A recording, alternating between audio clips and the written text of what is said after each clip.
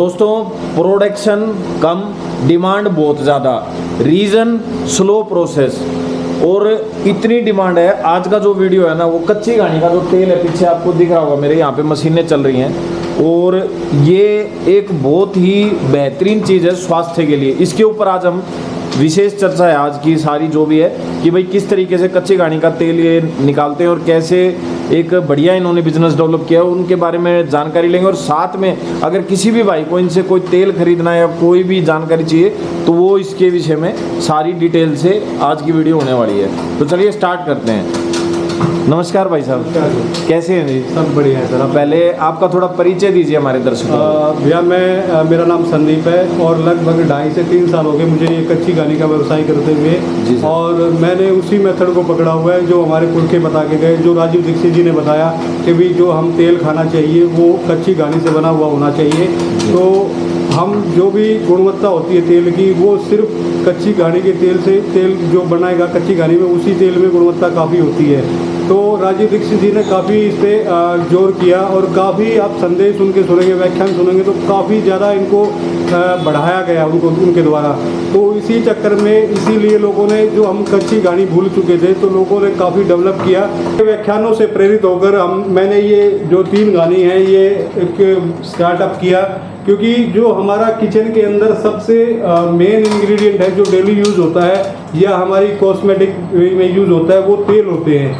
अगर तेल आपका शुद्ध होगा तो आपके हार्ट से रिलेटेड जो भी इशू हैं वो नहीं होंगे। अच्छा संदीप जी, एक बीच में रोकते हुए आपको पूछूंगा, जैसे शुद्धता की बात आ जाती है तो हम वेरीफाई कैसे करते हैं कि भाई ये शुद्ध है तेल, वो बताइए। जैसे अभी हम बाजार से तेल खरीदने जाता है आदमी, तो कैसे पता करेगा ये शुद्ध है और ये नहीं है? सर देखिए, आज की डेट में इतना कुछ हो गया है कि भी आप शुद्धता का पता लगा ही नहीं सकते किसी प्रकार से, क्योंकि इतना डेवलप कर चुके हैं लोग उस चीज़ को।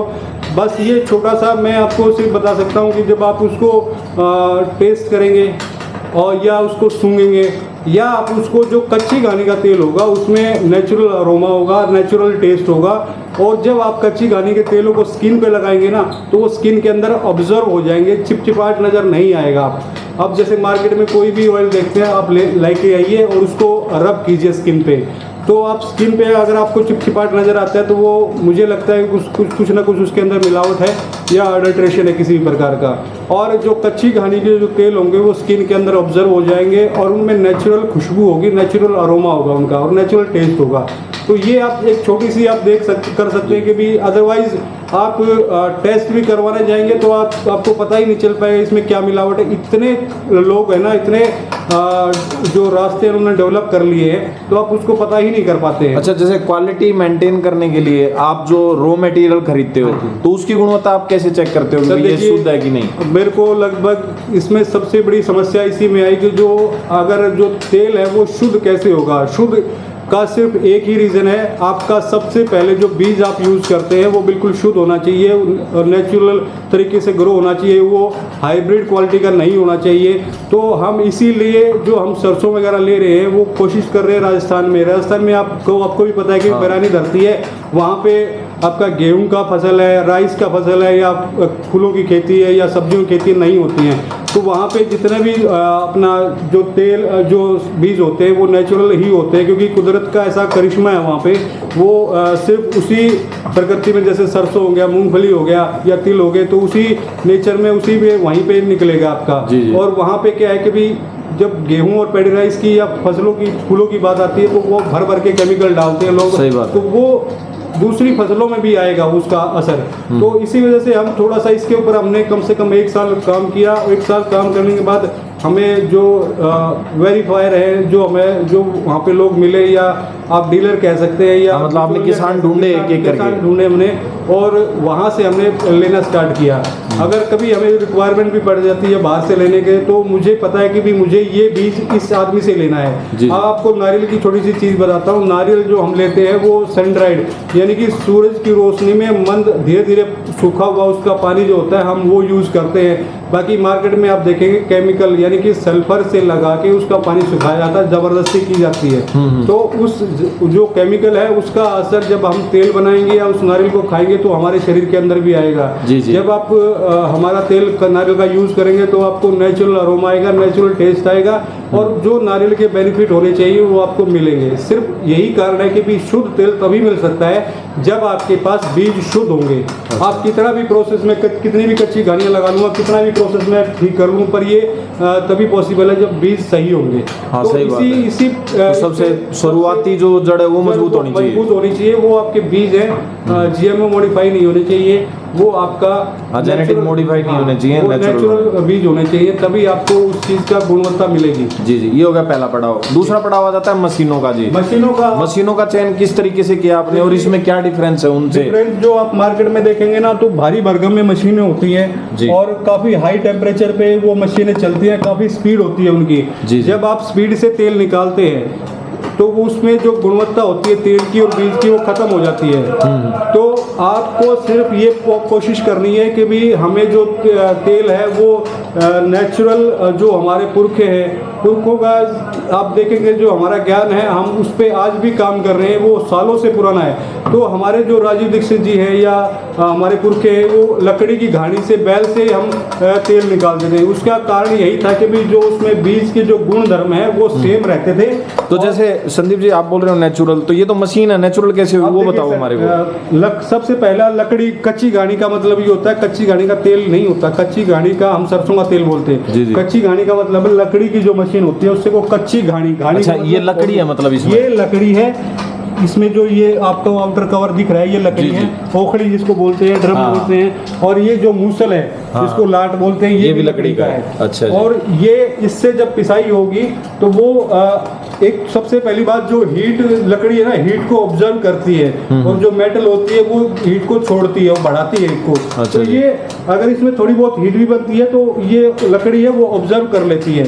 तो आप देखेंगे कि भी इसमें जो तेल निकल रहा है वो ठंडी प्रकृति का होगा। इसी तरीके आप लोगों को विश्वास कैसे होगा कि भी ये मशीन किस, आप स्पीड से थोड़ा बहुत अंदाजा लगा लेंगे भी स्पीड इसकी स्लो चल रही है, तो ये अच्छा स्पीड यहाँ से पता चल जाता है। आप ये देखिए, हमने राउंड आरपीएम जो लगा रखा है हमने, राउंड पर मिनट 3 है। इसको हम घटा भी सकते हैं, बढ़ा भी सकते हैं, पर हमने इसको मेंटेन किया हुआ 3 पे, 4 पे या 5 पे मैक्सिमम। ठीक है। अब आप इसमें टेम्परेचर देखेंगे, टेम्परेचर के लिए हमने सेंसर लगा रखा है। इसका है 36 टेम्परेचर आ रहा है, यानी कि रूम का जो टेम्परेचर होगा लगभग ये आपको देखिए।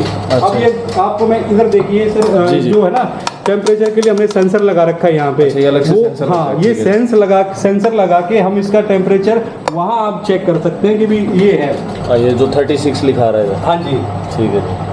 तो लगभग हमारा गूगल पे भी आप सर्च करेंगे। हाँ, नॉर्मल टेम्परेचर हो गया 27 डिग्री सेल्सियस। तो नॉर्मल रूम टेम्परेचर होता है, और अभी वैसे ही गर्मी है थोड़ी। तो इसका जो टेम्परेचर रहता है नॉर्मल से 10 डिग्री या 8 से 10 डिग्री 12 डिग्री तक इसका मैक्सिमम टेम्परेचर जाता है। जब हम लास्ट घानी, यानी दिन में जब हम लास्ट घानी निकालते हैं, तब जाके इसका 10-12 के आसपास बढ़ता है, क्योंकि गर्माहट तो होती है चलने से। रगड़ तो घर्षण होगा तो रगड़ गर्मी बनेगी। सही बात। वो लास्ट की जब हम घानी निकालते हैं दिन की लास्ट की, तब उसमें 12 डिग्री तक टेम्परेचर बढ़ जाता है। इसके अलावा नॉर्मल हमारा 8, 9, 10 यही रहता है। तो मेन आपको ये अश्योर होना चाहिए कि जो तेल बनेगा वो नॉर्मल कच्ची घानी से तैयार होगी। अच्छा, लकड़ी का ये मूसल हो गया और लकड़ी की ओखड़ी होगी, इस वजह से वो नेचुरल हो गया। ठीक है जी, ये एक और बात अपनी फिनिश हुई जी।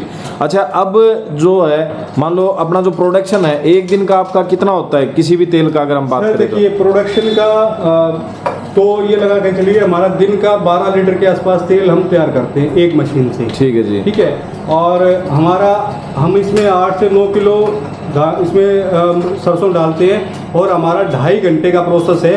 2.5 घंटे में ये एक हम घानी इसमें डाल के उसमें बाद निकाल लेते हैं, उसके बाद दोबारा डालते हैं। आप देखिए ये हमारा टाइम चल रहा है, अभी हमारा 59 मिनट हो चुके हैं, लगभग 60 मिनट, 1 घंटा हो चुका है हमारा। अच्छा, 1 घंटे में अभी तक हमारा तेल बना नहीं है। आप देखिए। अच्छा, तेल नहीं बना है। हाँ, तो ये अभी पिसाई हो रही है, और एक कौन सी है? पीली सरसों है सर। जी जी। तो पीली सरसों में अभी तेल का अब इस लेवल पे आ गया कि इस पे अब धीरे धीरे तेल बनना स्टार्ट होगा। हाँ, फिर दिखने लगेगा इधर। हाँ जी, तो ये भरा दिखाई देगा आपको। अच्छा, इसमें होगा और ये आप देखिए हमने अच्छा, जैसे ये इसमें तेल है ऐसे दिखेगा। ये दिखाई देने लग जाएगा। आप देखिए हमारा पूरा 99 होने के बाद ये बंद हो जाती है मशीन।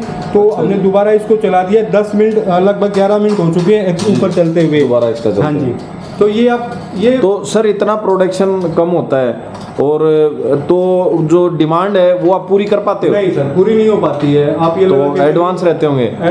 ऑर्डर एडवांस रहते हैं। तो मैं अगर सर आज बुक करूं मान लो कोई भी चीज़, तो मेरे को कितने दिन का वेट करना पड़ेगा? लगभग आप लगा के चलिए सर, हमारा कोई भी ऑर्डर रहता है तो हम 4 से 5 दिन का हम टाइम लेके चलते हैं, जी, क्योंकि जी। कई बार लाइट नहीं होती है, कई बार हमारा भी जैसे कई बार बीज नहीं हो पाता रेडी, सही बात। कई चीज़ें होती हैं, कई बार Maintain मशीनें करना खराब हो जाती हैं। हाँ। तो सबसे इनमें ड्रॉबैक ये है कि आप देख रहे हैं मौसम ये है हमारे, जी, जी। हमारी ये घिस जाते हैं, हमारे काम करते नहीं है, टूट जाते हैं, क्रैक आ जाता है। अच्छा। तो ये भी काफ़ी समस्या है, तभी इसको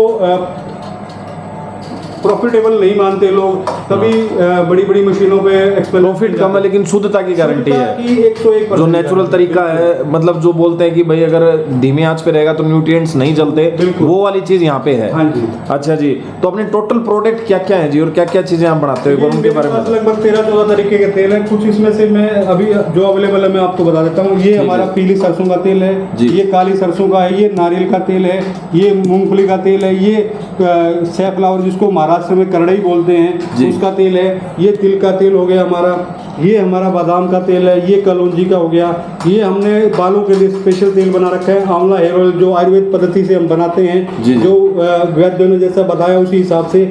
ये हमारा एक हेयर क्लिंजर या हेयर मास्क जिसको बोल लीजिए, इससे बाल आप यूज करेंगे, नेचुरल इंग्रेडिएंट है, इसमें कोई भी प्रिजर्वेटिव नहीं है, केमिकल नहीं है, अच्छा जी। नेचुरल तरीके से बाल क्लीन का काम करता है ये, और जी। हेयर फॉल वगैरह कम हो जाता है इससे।